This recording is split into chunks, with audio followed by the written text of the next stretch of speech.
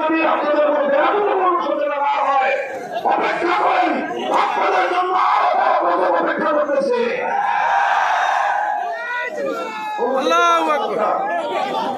আমাদের কাছে না করেন, আমাদের ঘরের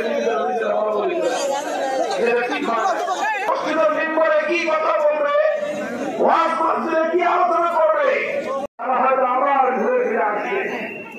তবে একটা কথা মনে রাখবেন, এখন তো আপনারা একটু দুর্দিনে আছেন, বিপদে আছেন।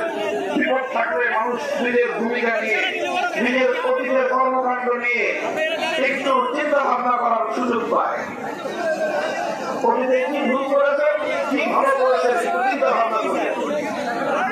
একটা খুব আশ্চর্যজনক জিনিস সামনে আসতেছে, সেটা হলো ব্যাপকভাবে এই দলের লোকজন তাদের 15 বছরের এই অপকর্মের জন্য তাদের মধ্যে কোনো সচেতনা নাই। হাজার হাজার মানুষের রক্ত ঝরিয়েছে, কোনো সচেতনা নাই।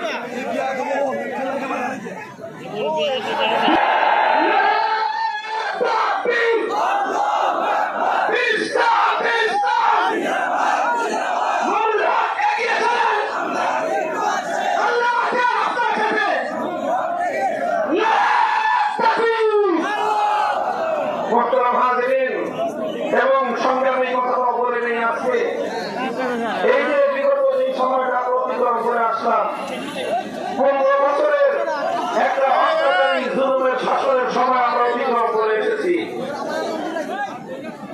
এই যে ফ্যাসিবাদী শক্তি যারা বাংলাদেশের মানুষের বুকের উপর জগৎবল পাথরের মধ্যে চলে বসেছিল, নাম নিয়েই বলি আওয়ামী লীগের যে ইসলামের জন্য আরো বেশি উর্বর হয়ে উঠতেছে, আরো বেশি উপযোগী হয়ে উঠতেছে। ইনশাআল্লাহ আমরা স্বপ্ন দেখতেছি আগামী বাংলাদেশ হবে ইসলামের বাংলাদেশ। আল্লাহ কবুল করেন। মুহতারাম হাজিরিন, কোরআন পাকের সূরাতুন নিসার ৬০ নম্বর আয়াতখানা আমি তেলাওয়াত করেছি। সংক্ষিপ্ত আলোকপাত করব এই ব্যাপারে। আল্লাহর পথের পথিক হতে পারে না, লড়াই তো অনিবার্য, সংঘাত। আমার অন্ধকার একসাথে থাকতে পারে না, আলো থাকলে অন্ধকার থাকতে পারে না, অন্ধকার থাকলে আলো আসে না। রাত আর দিন যেমন একসাথে হতে পারে না, রাত গেলেই পরে দিন আসে, দিন আসলে রাত থাকতে পারে না। ঠিক তদ্রুপ যারা আল্লাহর উপর বিশ্বাস রাখে তারা তাগুতকে মানতে পারে না, যারা তাগুতকে বিশ্বাস করে আল্লাহর উপর তাদের বিশ্বাস এবং ঈমান গ্রহণযোগ্য নয়। মুহতারাম হাজিরিন, এতক্ষণ পর্যন্ত আমি একটা কথা বারবার রিপিট করতেছি আপনাদের সামনে। শব্দটা হলো তাগুত। কি শব্দ? শব্দটা বুঝতে হবে এবং এই শব্দের মর্ম জানতে হবে। কোরআনে পাকের মধ্যে আল্লাহ পাক রব্বুল আলামিন অসংখ্য জায়গায় এই আয়াত, এই শব্দ আল্লাহ প্রয়োগ করেছেন। এই জন্য কাদিমান ওয়া হাদিসান যদি কোনো আল্লাহর আইনের বিরুদ্ধে কোনো আইন দেয়, সেই আদালত এবং সেই বিচারপতিকে বলা হবে তাগুত। যদি কোনো সংসদ, কোনো আইন পরিষদ আল্লাহর আইনের বিরুদ্ধে কোনো আইন তৈরি করে, সেই গোটা সংসদের প্রত্যেকটা সদস্য মিলে গোটা সংসদটাই হলো তাগুত। শুধু বেঈমান না, শুধু বেঈমান না, ভাবে বললাম কিন্তু আমাকে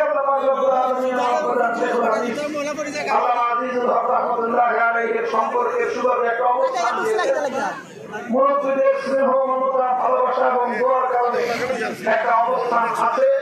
সেই অবস্থান থেকে আমরা এই কথাগুলি বলি, সেই কথাগুলো আমাদেরকে বলতেই হবে। এটা যদি না বলি আল্লাহর কাছে আমাদেরকে জবাবদিহিতা করতে হয়। সেই ভয়ে আমরা অনেক কথা বলি। কারণ এই জন্য কখনো যদি আমাদের কথা কারো অপছন্দনীয় হয়, শুধু একটা কারণে আমরা আমাদের কথা পরিবর্তন করতে পারি, সেটা হলো আমার কথা যদি কোরআন সুন্নাহর বাইরে যায়।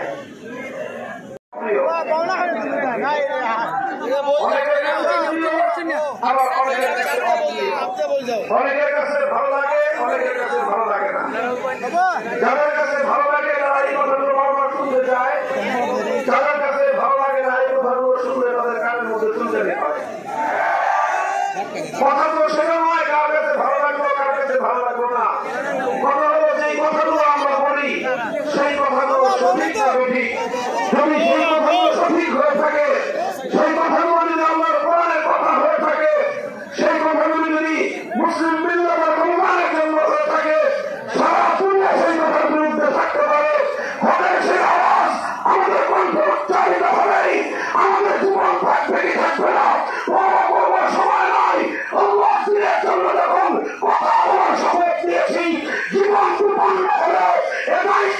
একটু পরিমাণ বিক্ষিপ্ত হওয়ার প্রকাশ নয়।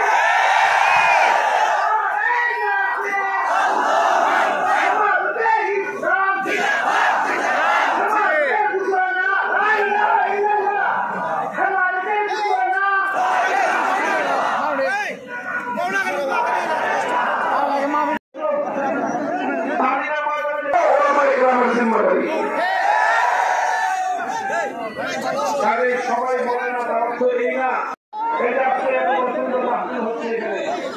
এখানে অনেকগুলো বিভাগ আছে যারা দায়িত্বশীল আছে প্রত্যেকটা বিভাগের, এবং প্রত্যেকটা বিভাগে যারা করতেছে তাদেরকে স্বাগত জানানোর জন্য একটা গ্রুপ আছে, তারা তাদের দায়িত্ব পালন করতেছেন। মেহমানদের আপ্যায়নের জন্য একটা গ্রুপ আছে, তারা তাদের দায়িত্ব পালন করতেছেন। দায়িত্ব আছে যারা শৃঙ্খলা রক্ষা করা, তারা শৃঙ্খলা রক্ষা করতেছেন। যারা স্টেজ পরিচালনা করার কথা, তারা স্টেজ পরিচালনা করতেছেন। এরকম ভাবে অনেকগুলো বিভাগ, প্রত্যেকটা বিভাগ যাদের জায়গায় দায়িত্ব পালন করতেছেন বলে আমরা এই সুন্দরভাবে আয়োজন করতে পেরেছি। আর সকলের উপরে আমাদের হজরত সাহেব এখানে বসে সকলকে নির্দেশনা দিচ্ছেন, সিদ্ধান্ত দিচ্ছেন, এবং এইভাবেই একটা সম্পূর্ণ আয়োজন করতেছে। কথা বলেন। ঠিক এরকম ইসলামের অনেকগুলো বিভাগ আছে। আমাদের মধ্যে একটা গ্রুপ, একটা সতর্ক করা, আর কিছু করতে না পারলেও অন্তত মানুষকে সচেতন করা, সতর্ক করা, এটা আমরা গ্রামের জিম্মাদারি। এটা মানুষের ব্যক্তিগত জীবনের ভুল ত্রুটি সম্পর্কে যেরকম আলেম সমাজ মানুষকে সোচ্চার করেন, সতর্ক করেন, ঠিক তেমনি ভাবে মানুষের সামাজিক জীবন, পারিবারিক জীবনে যে সকল ভুল বিচ্যুতি চলতে থাকে, ওলামায়ে কেরাম সেগুলো নিয়ে কথা বলতে থাকেন। মানুষের ব্যবসা বাণিজ্য,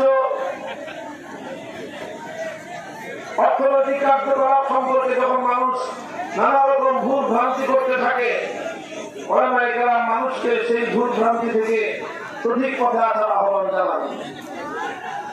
এই জাতীয় বিষয়গুলোতে যেরকম আলেমদের কথা বলার দায়িত্ব রয়েছে, ঠিক তেমনি ভাবে সমাজ এবং রাষ্ট্র যে কোনো বিষয়ে যখন ভুল সিদ্ধান্ত গ্রহণ করতে থাকে, রাষ্ট্রীয় বিষয়ে যখন কোনো বিচ্যুতি দেখা দেয়, তখন সেই বিষয়েও নির্ভয়ে নির্বিঘ্নে আল্লাহর কথাগুলো, কোরআনের কথাগুলো সঠিকভাবে উচ্চারণ করা, এটাও আলেম ওলামাদের ঐতিহাসিক জিম্মাদারি। আমরা আমাদের মধ্যে একটা সুন্দর ব্যবস্থা আছে, এগুলো তাকসীম একা কর্মকাণ্ড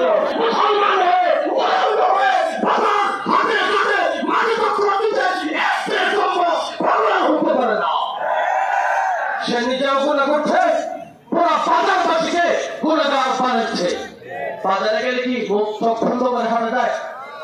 এই যে সফর না দেখে হাঁটুর করে পেট পরে এই রাস্তাটা চললে এরা কি ফকিরের ছেলে?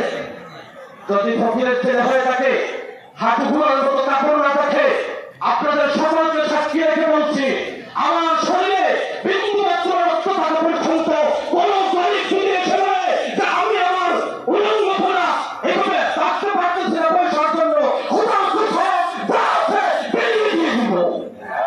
তারপর আপনারা বাজার ঘাটে মাঠে মাঠে এই উলঙ্গ করা থাকতে হবে। এই শেখ বাড়িতে আমরা থেকে আজকের এই মাহফিল থেকে শিক্ষা নিয়ে যাবো, আগামীতে কোথাও কোনো জায়গায় আমার ভাই, আমার সাথে সবাই, আমার প্রতিবেশী, আমার যে কেউ হোক তাকে ধরবো, তাকে এইভাবে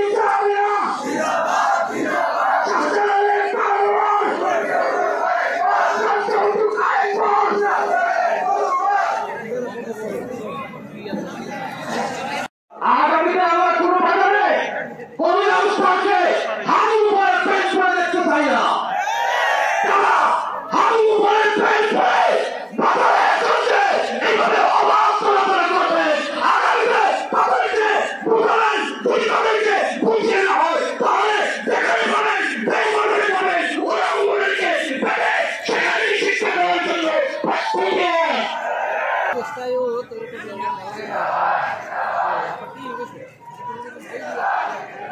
ইসলাম সবকিছু শিক্ষা দিয়েছে। কোন পশু যদি রাস্তায় টয়লেট করে নেয়, মানুষ পশুকে খারাপ হবে না, কেন সেই পশুর জন্য টয়লেট ব্যবস্থা করে নেই। সেই পশুর জন্য অধ্যাপক মৌলানা আব্দুল সামদ সাহেব